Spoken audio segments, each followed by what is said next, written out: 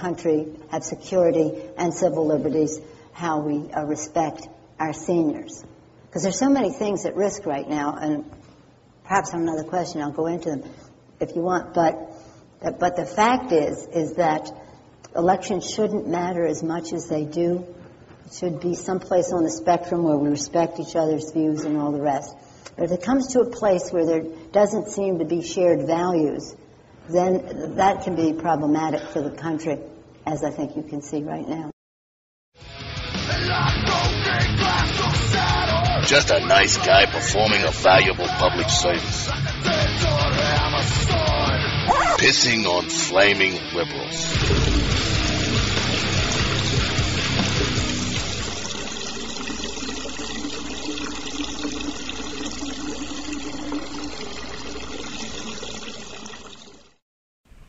Oh yeah, you gotta fill up your bladder nice and tight if you're gonna put out those flaming liberals. It takes quite a bit of fluid there because they're they're so flaming. Anyway, you heard Nancy.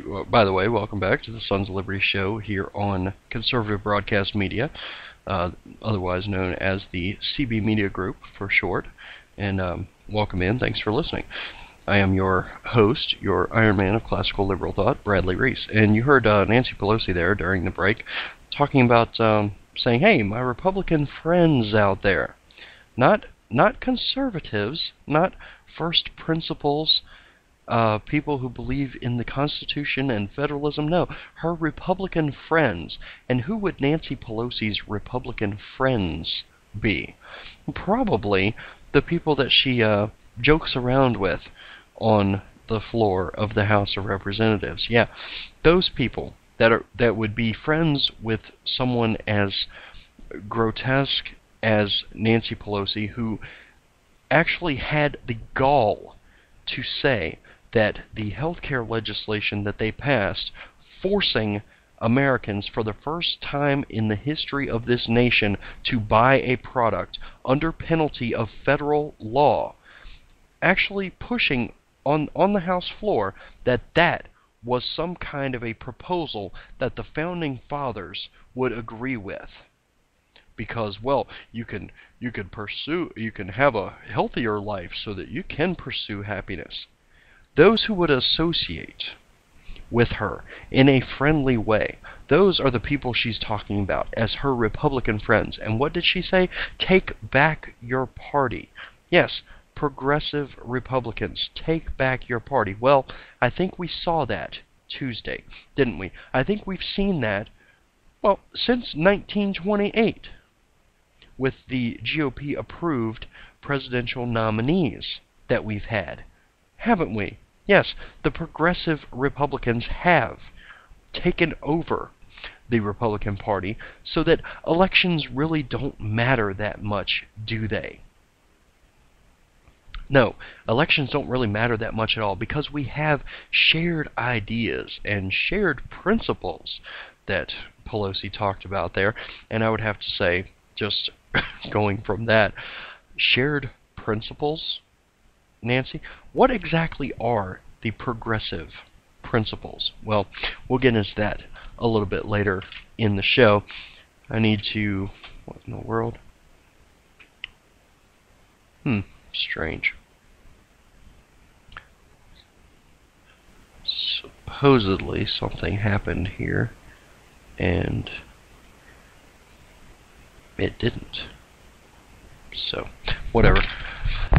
The perils of live broadcasting. Anyway, so what are these shared principles that Nancy Pelosi is talking about here?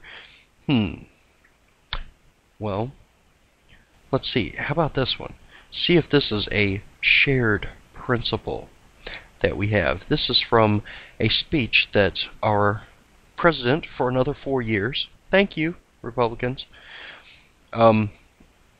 this is a speech that our president gave at Wesleyan College in 2008. Just a little excerpt of it. It was a 40-some minute speech, I believe. He was taking the place of ailing then Senator Ted Kennedy, giving this commencement speech. But anyway, this is about a minute and a half clip. And let's hear what Obama has to say and see if these are principles that we share, that you and I share with Obama, but also with the current GOP, because I think you will find many members of the current GOP establishment that will somehow agree, at least somewhat, with these principles in this clip. Take a listen. Now, each of you will have the chance to make your own discovery in the years to come. And I say chance because, as President Roth indicated, you won't have to take it. There's no community service requirement in the outside world. No one's forcing you to care. You can take your diploma, walk off this stage, and chase only after the big house and the nice suits and the other things that our money culture says you should buy. You can choose to narrow your concerns and live life in a way that tries to keep your story separate from America's. But I hope you don't. Not because you have an obligation to those who are less fortunate, although I believe you do have that obligation. Not because you have a debt to all those who helped you get to where you are today, although I do believe you have that debt to pay. It's because you have an obligation to yourself. Because our individual salvation depends on collective salvation. Because thinking only about yourself, fulfilling your immediate wants and needs, betrays a poverty of ambition. Because it's only when you hitch your wagon to something larger than yourself that you realize your true potential and discover the role that you'll play in writing the next great chapter in the American story. Well, how about that? Do you share those principles? Honestly, ask yourself, do you share those principles that individual salvation depends on collective salvation? That looking only after yourself, looking only after your own interests, or, well, first of all, there is no one on this planet that looks after their own interests. No human being on this planet looks only after their own interests. So this is a straw man that needs to be knocked down right away. And yet, well, no one is. How about that?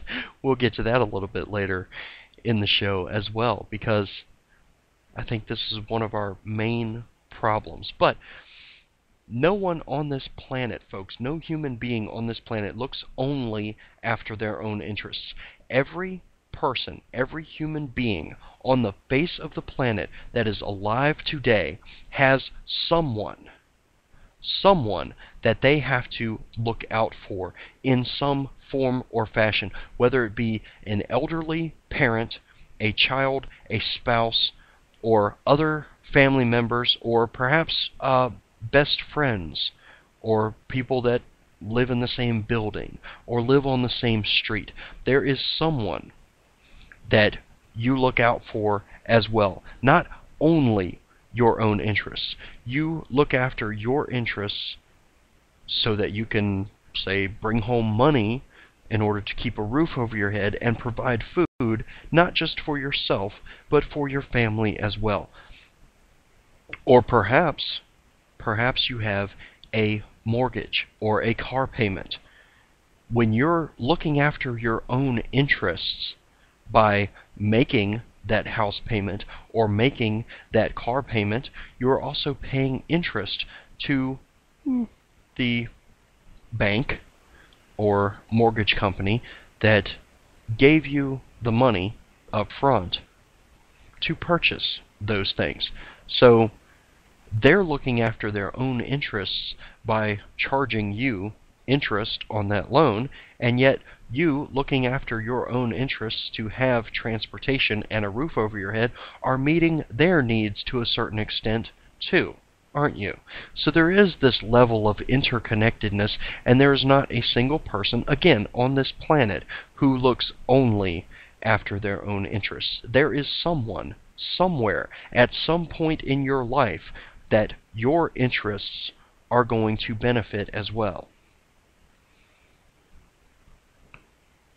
Why can't we articulate that?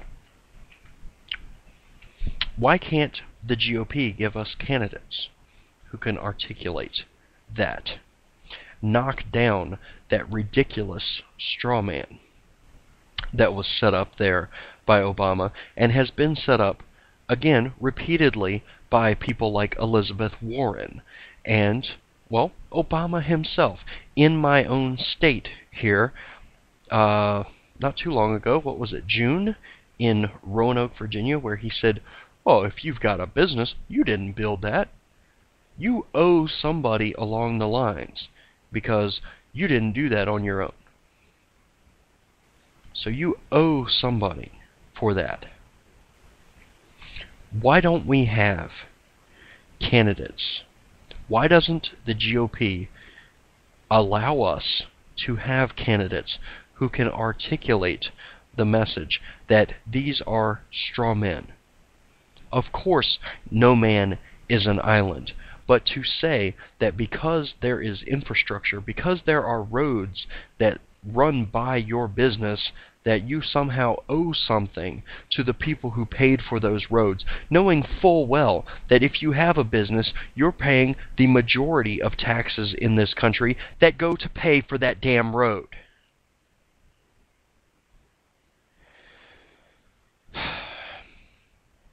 Why doesn't the GOP approve candidates that will be able to articulate that message?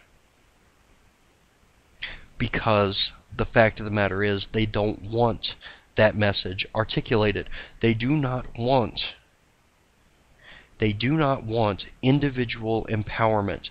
They do not want to hold up the individual and place the individual on the pedestal that they so richly deserve. Why? Because when the individual is independent, when the individual can say, hey, you know what? I did build this. I did do this on my own. What do I need government for? The Democrats can't have that.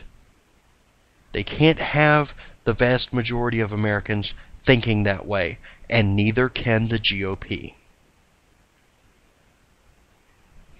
Power corrupts. Absolute power corrupts absolutely. But even a modicum of power is jealously guarded by those who own it. And it's jealously guarded while they seek to expand that franchise, while they seek to expand that power that they hold. And they cannot do so when you have a mindset of not needing them.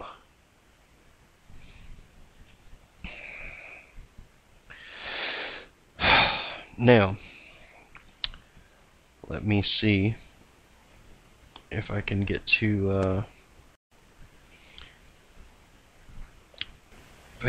some other stuff here. I had a lot planned for this show tonight, and I need to find it. Okay, so again, over this past week, or just since Tuesday, as a matter of fact, we've had a lot going on, a lot of excuses, a lot of finger pointing, and what have been some of the main things that have been pointed out by those doing the finger pointing? Well, we have the American Conservative Union.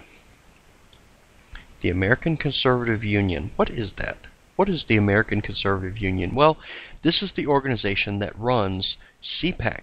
Yes, the Conservative Political Action Caucus, or Conference, pardon me, every year in Washington, D.C. And they have a bunch of speakers every year getting up, giving great speeches. We heard, Rush Limbaugh there in 2009, for example, saying a lot of the same things that I'm saying now. The American Conservative Union. Okay, you would think, hey, this is an organization of conservatives, right? The chairman or the president